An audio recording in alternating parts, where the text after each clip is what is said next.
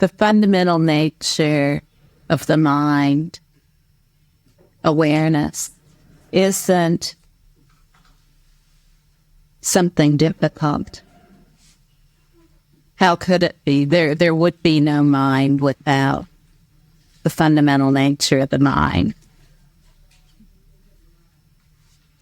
It isn't something that is an object in time and space to which someone who is a subject relates.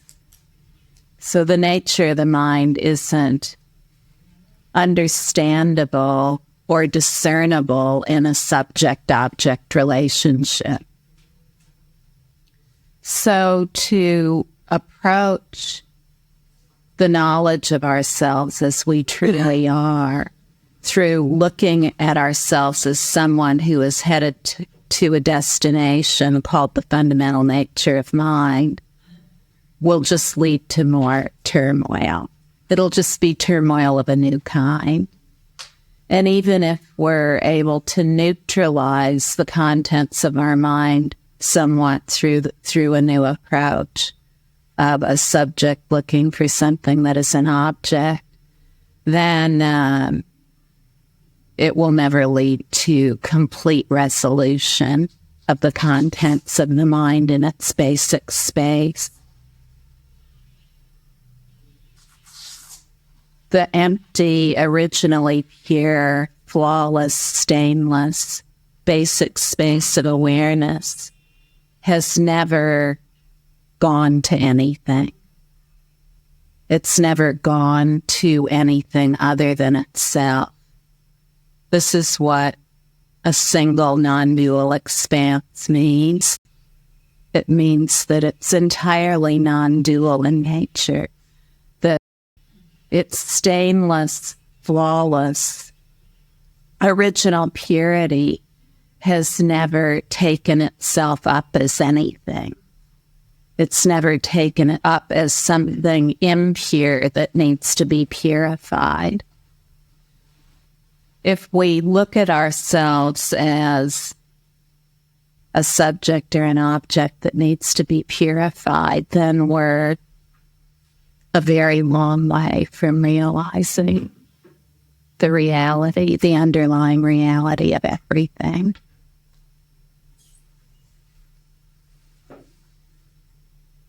Many of us learn that our awareness is somewhere in here, that it's within the skin line of our body, that it's maybe even in an organ called the brain. And that is something that is a conventional topic of knowledge or understanding. That's all that it is. It's something that's understood at this point in time, but it isn't something that's been understood throughout all of time. In the past, other ideas have been had about where the mind is, and in the future, there will be yet other ideas.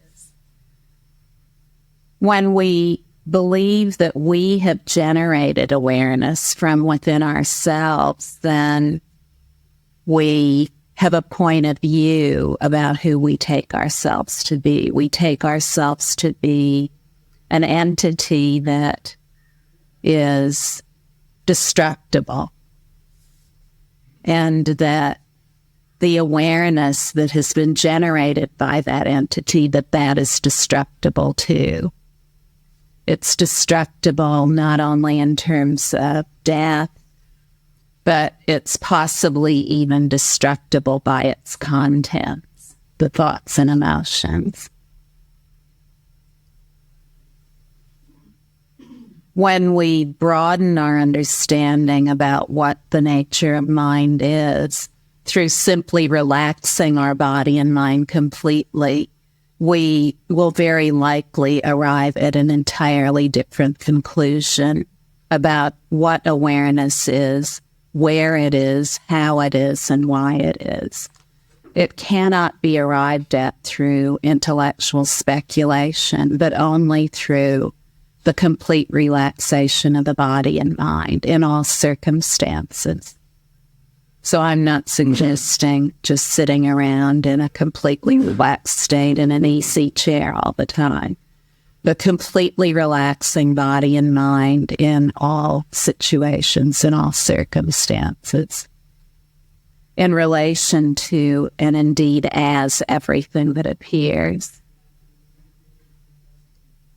When we completely relax body and mind repeatedly for short moments, many times in a completely uncontrived way, then sometimes quickly, sometimes slowly, we will come to completely realize the true nature of all phenomena, including ourselves, all of our thoughts and emotions,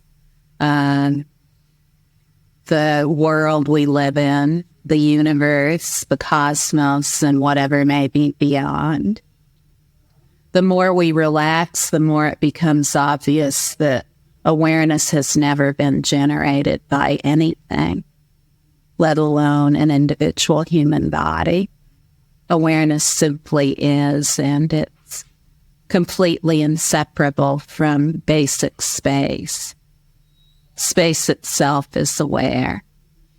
And just like the color blue cannot be separated from the sky, so awareness cannot be separated from that basic space. Everything that appears within space is space. It isn't anything other than that. And we don't have to rely on secondhand knowledge to know that that's true. Today we can look at any kind of object or subject with an advanced scientific instrumentation, and when it's reduced to its essence, there's nothing there. There's just space. When we settle into the relaxed nature of everything, we just relax into that space that is the essence of our nature. And when we do so, we can arrive at this conclusive evidence of the reality that there's nothing separate. There's nothing at all separate anywhere. There have never been categories or systems that exist elsewhere other than awareness. Everything, no matter what it is rooted in awareness. There isn't anything whatsoever that is rooted anywhere other than in the stainless, flawless, original purity of awareness. To strive to try to study, understand, intellectualize that which is completely beyond words and concepts is a lot of work.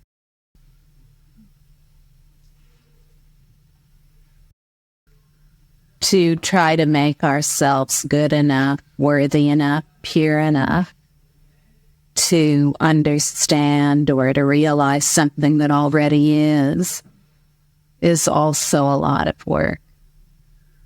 If we're trying to purify ourselves to be worthy enough to realize who we are, then we'll spend a lot of time doing that. And in order to realize who we are, we'll have to arrive at the conclusion that we have never been impure.